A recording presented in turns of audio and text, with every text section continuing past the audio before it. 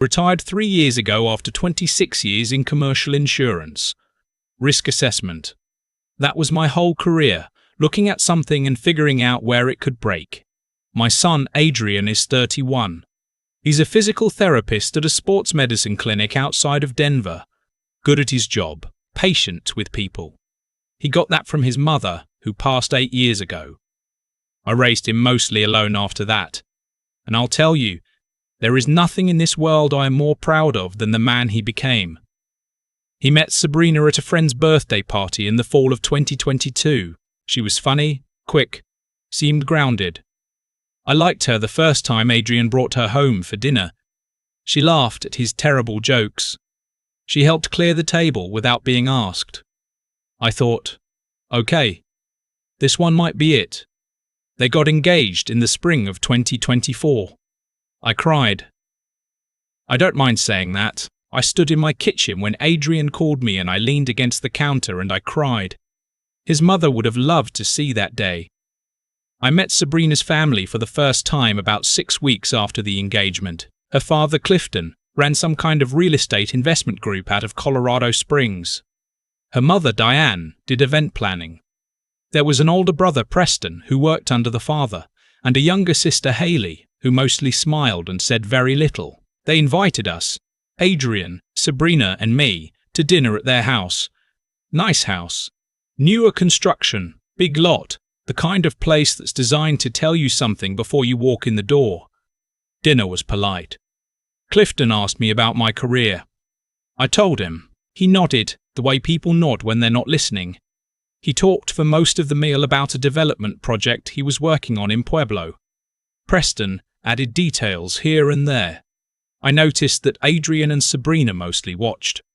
It felt less like a family dinner and more like a presentation. Driving home, I asked Adrian what he thought. He said they were a little much, but that Sabrina was different from them. I told him I believed him. I did believe him, but I also remembered something I had learned in 26 years of insurance work. The structure that looks fine from the outside is sometimes the most dangerous one. I didn't say that to him. He was happy. I kept it to myself. The wedding was set for the following October. Adrian and Sabrina started planning. Things were moving. Then, in January, Clifton called a meeting. Adrian told me about it that night. Clifton had brought in a family attorney and presented a prenuptial agreement, detailed, thorough, and according to Adrian, clearly drafted with input from someone who knew exactly what they were doing. The prenup would protect Sabrina's interest in any future inheritance from the family business. Adrian had no objection to that part.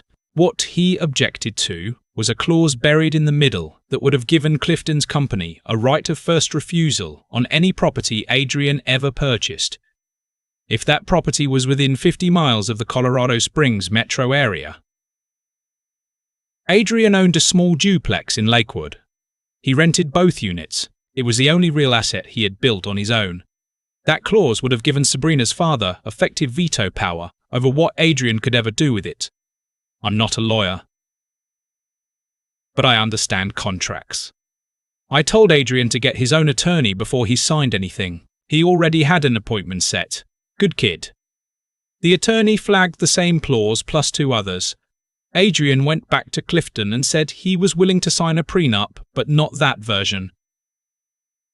He asked to negotiate. Clifton said no, not let's talk. Not what would you propose. Just no. And then Preston sent Adrian a text that same evening. I saw it later.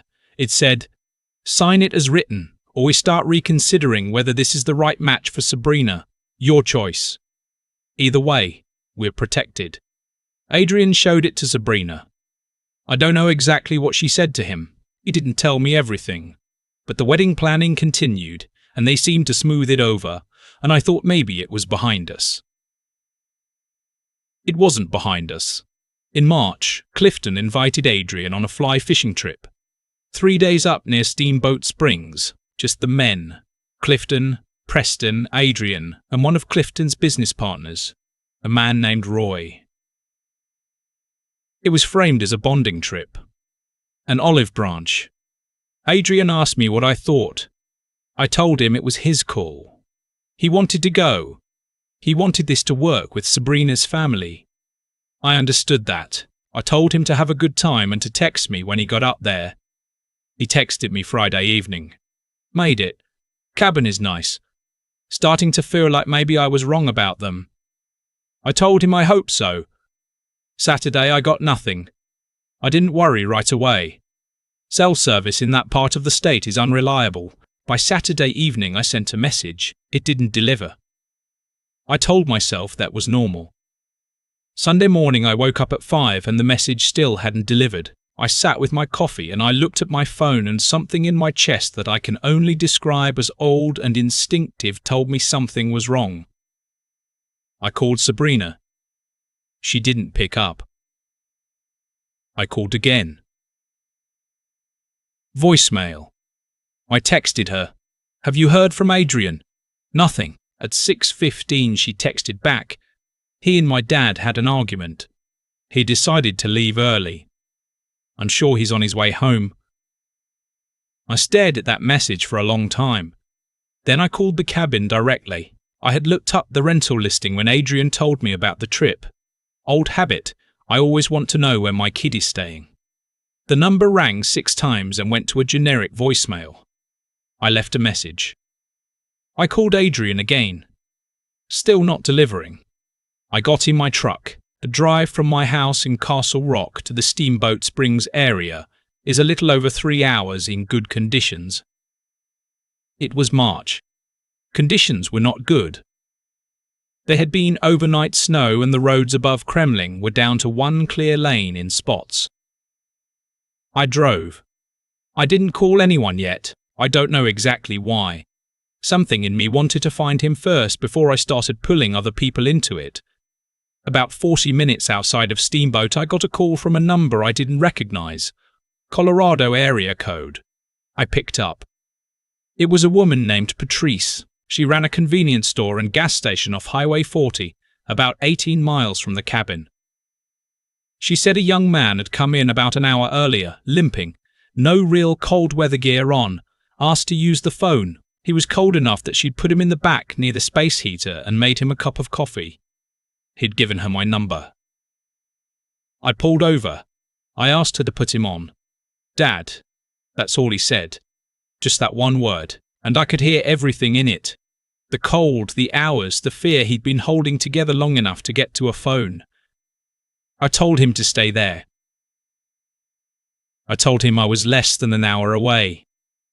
I told him not to go anywhere. I drove the rest of the way with both hands on the wheel and my jaw clenched so tight my teeth hurt. When I walked into that gas station and saw my son sitting in a folding chair next to a space heater with a paper cup in both hands and mud caked on his boots up past the ankle, something happened in me that I don't entirely have words for. He had a bruise forming along his left jaw, not from a punch. He told me later he'd fallen on a rock trying to get down an embankment in the dark. He'd been walking for over 3 hours. He had on a fleece jacket. It was 18 degrees that morning. I sat down next to him, and I put my hand on the back of his neck the way I used to when he was small and sick, and I just held it there for a minute. He told me what happened. Friday evening had been fine. Saturday they fished for a few hours, came back to the cabin for lunch. That afternoon, Clifton brought up the prenup again. More direct this time. He told Adrian that the agreement was non-negotiable, that the family's attorneys had structured it specifically, and that if Adrian didn't sign the full version before the wedding, Sabrina would not be marrying him. Adrian told him he respected the family's position, but that he couldn't sign something that gave any third-party rights over his property. Clifton told him he was being stubborn, and that stubborn men made bad husbands. Preston laughed at that. Adrian said he was going to step outside and get some air. When he came back in, about 20 minutes later, the truck was gone. All 3 of them. His gear was stacked on the porch. His phone had no service. The cabin's landline had been unplugged. He found the cord sitting on the kitchen counter. There was enough food for a day, maybe 2.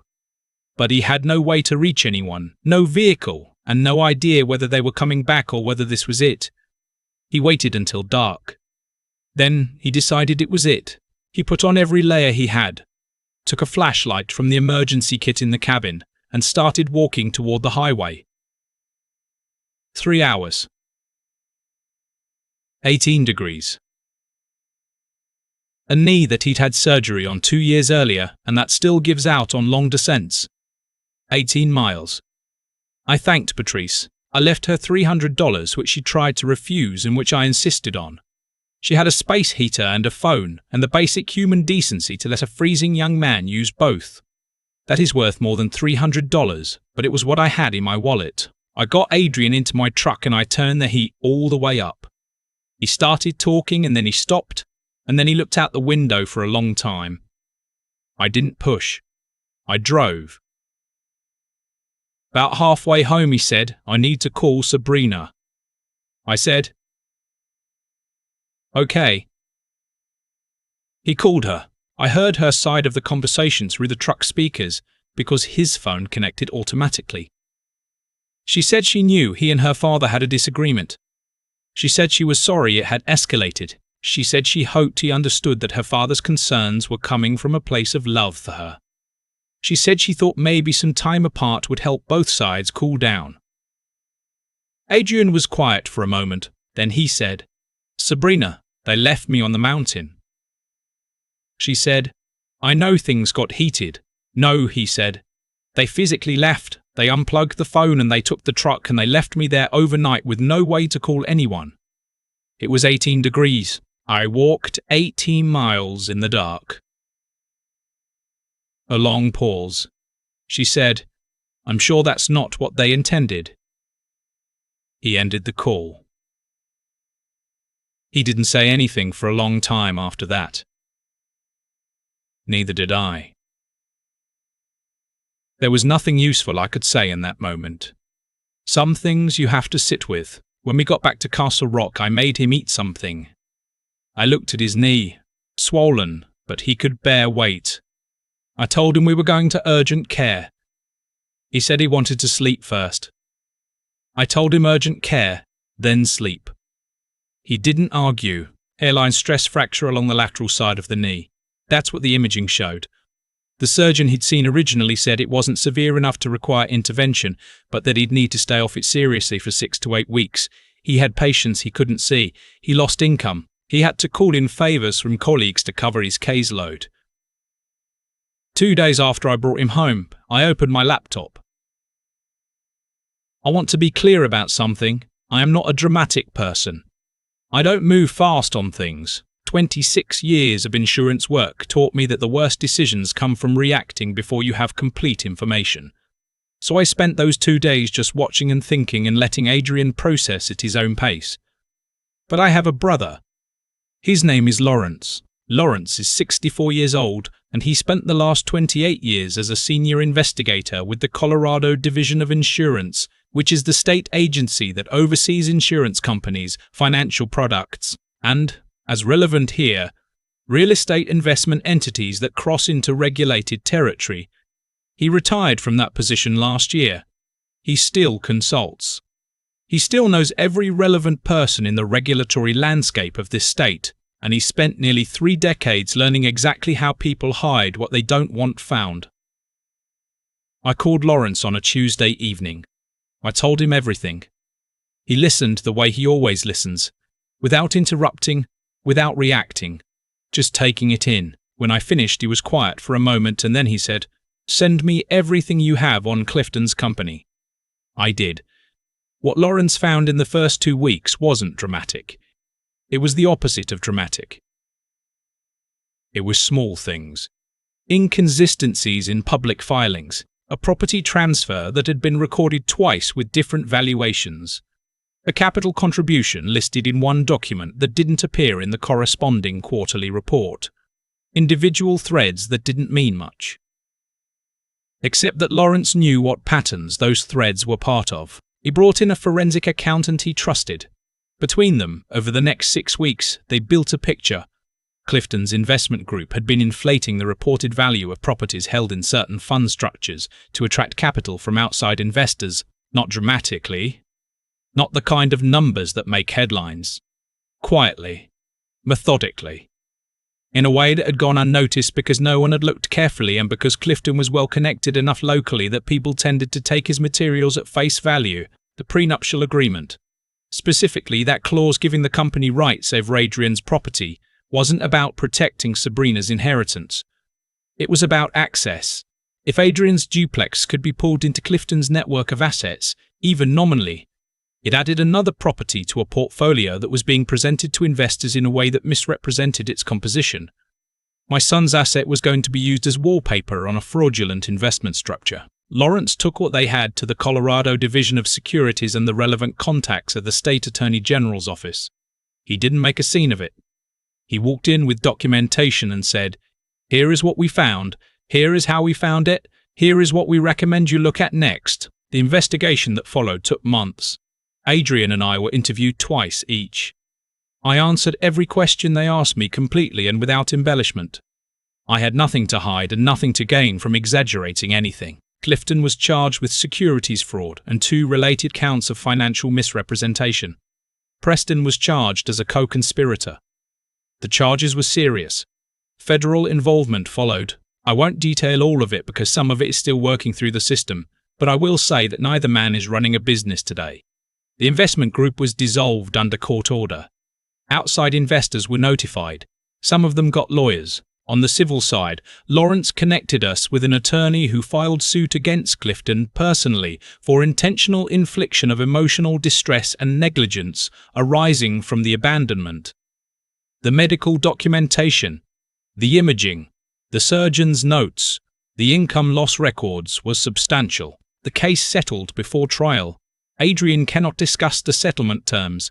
I can tell you the number was enough that he no longer needs to worry about the duplex or much else for a good while.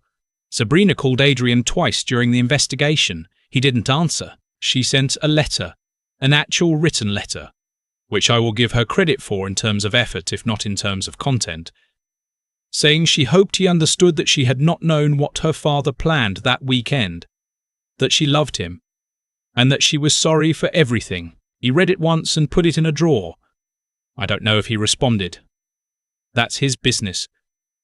I will say this about her because I think it matters. I believe she probably didn't know about the mountain. I also believe she knew enough about what her father was capable of that her response on the phone that night, I'm sure that's not what they intended, was not confusion. It was a choice. There is a difference between not knowing something and choosing not to ask. She chose, and Adrian understood that. He's doing better now. His knee healed. He's back at full caseload. He went on a fishing trip this past summer with 2 guys from his clinic, and he texted me a picture from a river in Wyoming with a trout in his hands and a grin on his face that I had to look at for a full minute. That's the face I wanted to see. That's the one I was working toward. I think about that clause in the prenup sometimes. The one that would have tied his property to Clifton's network. Adrian had flagged it as overreach. His attorney had flagged it. Both of them were right, but neither of them knew exactly what it was really for. I did eventually, but only because I've spent my whole career learning that the things most worth worrying about are not the problems that announce themselves. They're the ones that look like paperwork, the structure that passes every inspection, right up until the load comes along and it gives way. I retired to fish and read and spend time with my son. I did not retire to do any of this. But you raise a child for 31 years and someone puts him on the side of a mountain in 18-degree weather and walks away, and the part of you that knows how to be patient and methodical doesn't go anywhere. It just finds a different kind of work to do. They didn't know Lawrence existed. They didn't know what he did for 28 years. They didn't know that when I told them I worked in risk assessment, I was telling them something true that they had no idea how to hear. They found out. I've been turning this over for a long time now. Not the events. Those are settled. But the question underneath them, how does something like this happen to a person who did everything right? Adrian did everything right. Adrian did everything right. He got his degree. He built a career helping people recover from injuries. He saved up, bought a small property, paid his taxes, treated people decently. He fell in love with a woman he genuinely cared about, and he tried, in good faith, to build something with her family. And for that, they put him on the side of a mountain in 0-degree weather, with a surgically repaired knee, and drove away. I've thought about Clifton a lot. Not with anger anymore. That passed. Or replaced it was something closer to clarity. Clifton was a man who had spent years constructing a version of himself that the world around him accepted without question. The big house. The investment group. The confidence in every room he walked into. And somewhere along the way he confused that performance with actual character. He started believing that the rules that applied to other people didn't quite apply to him. That was his real mistake. Not the fraud. The fraud was just the symptom. The real mistake was the belief that intelligence and connection could substitute for integrity indefinitely. They can't. They never could. Eventually the wrong load comes along and the whole structure gives. What I want Adrian to take from this, what I find myself thinking about when I look at that picture of him on the river in Wyoming, grinning with a trout in his hands, is that his instincts were sound the entire time. He flagged the prenup clause. He got his own attorney. He asked questions. He did not ignore the parts that felt wrong just because ignoring them would have been easier. That is not a small thing. Most people, when they're in love and the wedding is months away and the alternative is conflict, take the easier path. Adrian didn't, and that instinct to stay honest about what you're seeing even when it cost you something is the thing that protected him in the end far more than anything I did. I did what any father would do. I drove. I called Lawrence. I sat next to my kid with my hand on the back of his neck, and I made sure he wasn't alone. That part wasn't intelligence or strategy. That was just love doing what love does when it's tested. Lawrence did what 28 years of careful, methodical work prepared him to do. He looked at the document and he saw the pattern because he had spent his entire career learning to see exactly that pattern. His contribution wasn't dramatic. It was quiet and precise and devastating to the people who had never imagined anyone was looking that closely. That's what real expertise looks like. Not loud, just thorough. The thing about Clifton and Preston is that they miscalculated on every level. They thought a retired insurance man and his son were soft targets. They thought bonding trip was a story that would hold. They thought they understood the landscape they were operating in. They didn't know Lawrence existed. They didn't know what he had spent his career building. They didn't know that the quiet man they dismissed at a dinner table had a brother who had spent nearly 3 decades learning exactly how people like them operated. What you put into the world has a way of finding its way back. Not through any force you can name or any system you can point to, just through the simple accumulation of choices, yours and everyone else's. Clifton made his choices over many years, so did Lawrence. The difference in where they ended up is not luck. It is the direct result of what each man built and what each man was willing to do to build it. Adrian is going to be fine. He already is fine. He fishes. He works. He laughs the way he always laughed. Whatever comes next for him, he knows now, at a depth that no one can argue him out of. That he trusts his own judgment. That is worth more than any settlement. It is the only thing, really, that can't be taken.